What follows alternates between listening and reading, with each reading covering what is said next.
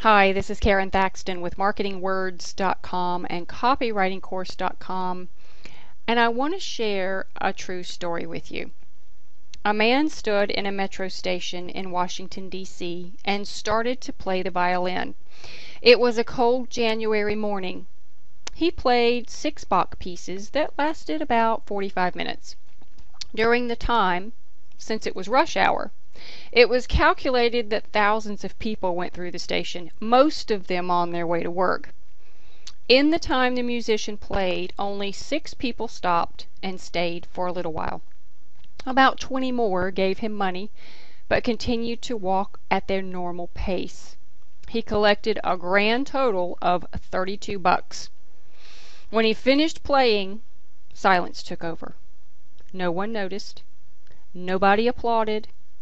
There wasn't any recognition or congratulations for a performance well done. You see, nobody knew that this violinist was Joshua Bell, one of the best musicians in the world. He played one of the most intricate pieces ever written with a violin, worth $3.5 million. Just 2 days before playing in the D.C. metro station, Joshua Bell sold out a Boston theater with seats that averaged $100 each. Now, what in the world does any of this have to do with copywriting? Well, it's very simple. It plays to one of the 4 factors in deciding how much copy you need. And this is what I refer to as my F.A.C.E formula. F.A.C.E. What we're going to talk about today is the F, the familiarity. You see, these people in the subway had no clue that they were passing up a world-renowned musician, someone who had played for royalty, heads of state, and all sorts of other folks.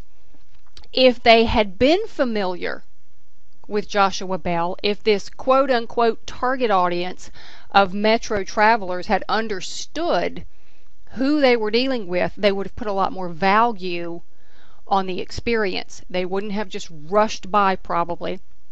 They would have stopped, they would have listened, they would have applauded.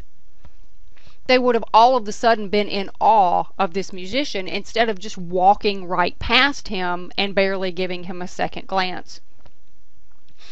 So how do you build familiarity in your copy? Because without it, if people don't know who you are, your company that is, your brand, your overall presence, you're going to have to evoke some trust in them before you can begin to explain what it is your website offers. Otherwise, you're not going to get very far.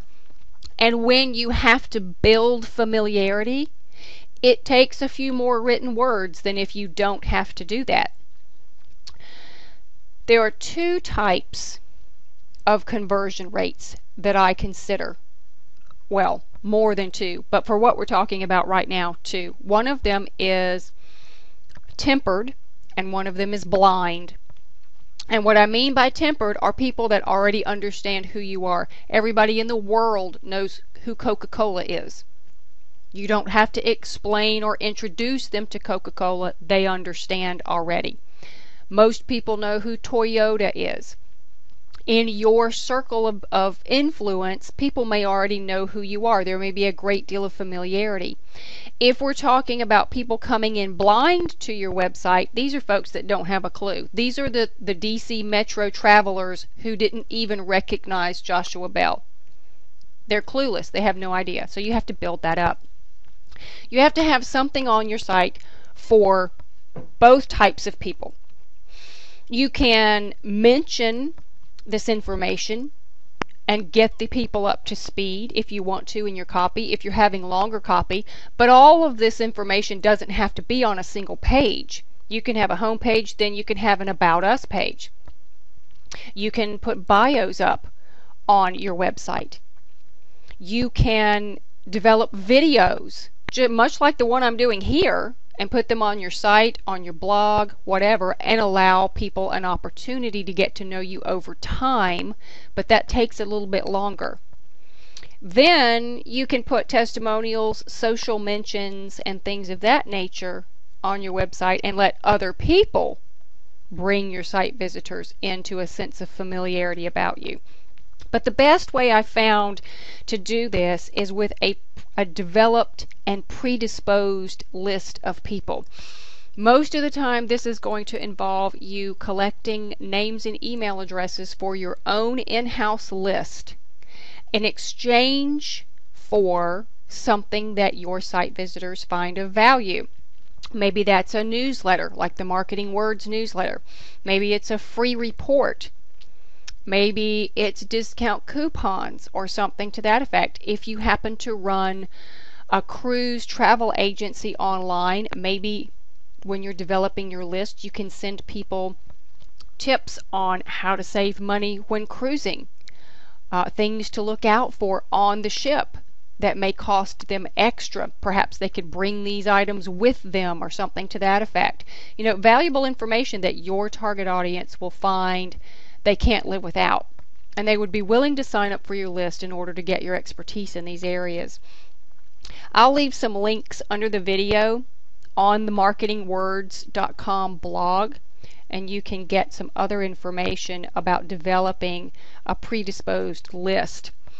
I'll do future videos as well for the rest of the F.A.C.E formula. So look for the videos about the audience element, the cost element, and the education element, and you'll have a good foundation on how to decide what length of copy overall you should have, whether you put that on one page or whether you break it up and put it on different pages. If you want some additional training with copywriting, I really would love it if you'd click over to copywritingcourse.com. This is where you'll find my step-by-step copywriting course. It has 10 online video segments that go into everything you need to know from beginning to end, step by step, which is where the name comes from, on how to write excellent website and SEO copy that bring in more qualified traffic from the search engines and convert that at higher rates than you would normally. So you can check that out over at copywritingcourse.com. This is Karon Thackston. I hope you have a great week, and I'll catch you next time.